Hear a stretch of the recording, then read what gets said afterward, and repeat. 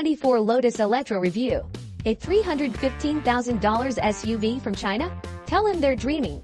That's exactly what we thought until we drove the Lotus Eletre. Pros: neck-breaking acceleration, one of the best infotainment experiences available. Beautiful interior quality, fit and finish. Cons: stigma around its country of origin. Some basic ergonomic challenges in the cabin. Eletre R is actually too fast. It's the beginning of 2024, and if you happen to be the sort of that gets sucked into endless reels and memes on socials, you would have noticed a great deal of 2024 expectation disappointment memes. The sort that talks about how we expected flying cars and living on Mars by now, but instead, we have biological males competing in women's sports. In that very same context of future expectations, the Lotus Eletre may be an odd exception because it is actually how many may have imagined 2024 to be. Full of forward-thinking technology that actually works.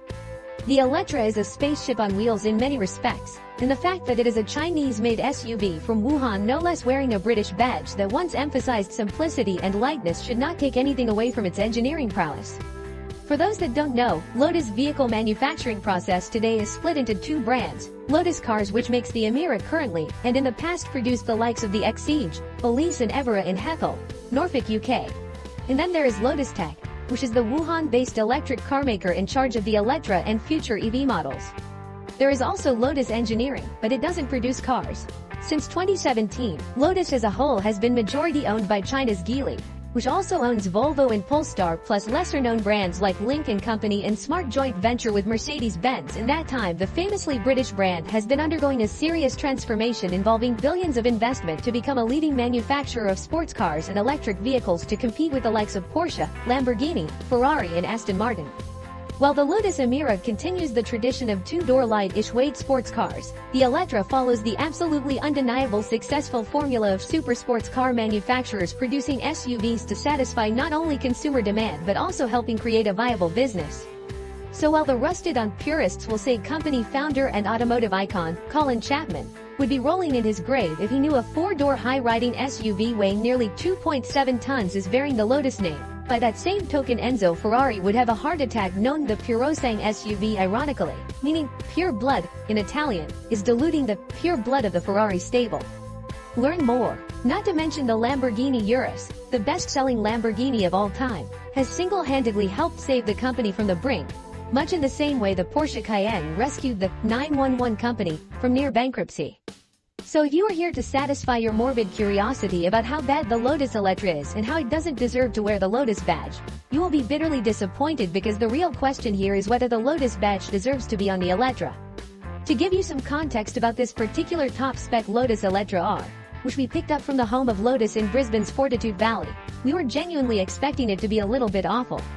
There were a lot of jokes between a few of us here as to whether we should start writing our most disappointing cars of 2024 list already and how the Eletre literally makes no sense whatsoever, and the most repeated phrase, who in their right mind would pay more than $300,000 for a Chinese-made electric SUV wearing a Lotus badge? The answer to that question should be, a lot of people, if they actually come and experience it, because the Eletre is really, ridiculously good though not quite excellent. This is not a statement to throw around lightly, but the Eletre is as much an insanely fast SUV as it is one of the most advanced cars we have ever tested. Not in just sheer speed, it's arguably the second fastest SUV in the world after the Tesla Model X Plaid, but also how it implements its technology and deals with its surroundings, showing yet again why the Chinese approach of buying and adapting existing technology instead of trying to create it all from scratch is the way to go. Hello, Japan. Are you listening? Australian spec Eletres will arrive locally by May or June 2024, but for now we were given a non-O spec Eletre R model in a gorgeous combination of Galloway green and malachite interior, with some features missing and some system running in demo mode. Even so, it changed our mind almost entirely about what Lotus will and could be in the future. How much does the Lotus Eletre cost? In Australia, Lotus will sell the Eletre in 3 variants. Here we're testing the flagship Eletre R. Lotus Eletre pricing. 2024 Lotus Eletre, $239,000. 2024 Lotus Eletre S, $269,000. 2024 Lotus Eletre R, $315,000. What is the Lotus Eletre like on the inside? There is a certain level of expectation for buyers at this price point, and to be fair, ignoring some of the ridiculous limited edition concepts, Lotus has never had to meet these requirements before with a sports car. let alone an SUV that needs to appeal to the female driver of the house as much as the male. There are certainly some inspirations and lessons taken here from the likes of Tesla, such as its massive 15.1-inch central screen that controls most things in the Eletre, but there is also a great deal of finesse and sophistication to the interior's fit and finish that is uniquely Lotus. Whether it's the super high-quality interior lighting system, the Ferrari-inspired passenger display standard across the range, the quality of the 3 displays in general, or the 2160W23 speaker KEF sound system, the Eletre feels its price. It may be built in China, but having been in pretty much all of its Italian, German and British competitors, if you didn't know where it came from or what badge it wore on the outside, you would not be scrutinizing the surfaces and materials as hard. Most importantly, even once you do, you would not be suspicious of why it stands up to the test and then ask yourself, what's the catch? There is no reason to lie about it. There is an inherent bias against luxury items that come from China. We have an intrinsic belief that Chinese-made goods must be built to a price and use material that is not of the same quality of the Europeans or Americans. It's a complete misconception, of course, and as just one basic example, one has to pick up the world's most used high-quality, high-margin product, the iPhone. The titanium iPhone 15 Pro is a product of Western engineering and Chinese production, much like the Eletre, and the quality and craftsmanship that goes into it is second to none. The Eletre will undoubtedly suffer from the made in China stigma, but it's 2024, and if we are to sit here and judge a car on its merit, and merit alone, it's one hell of an interior. The seats, both front and rear, are very comfortable while also being supportive.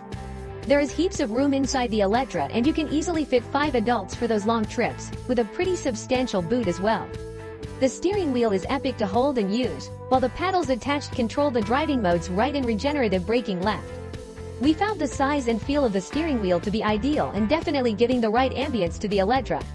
We did find the different sized cup holders a little annoying, and to be fair, the wireless phone charging pad is completely flat with almost nothing to hold your phone in place, and for a car that can go from 0-100 km/h in under 3.0 seconds.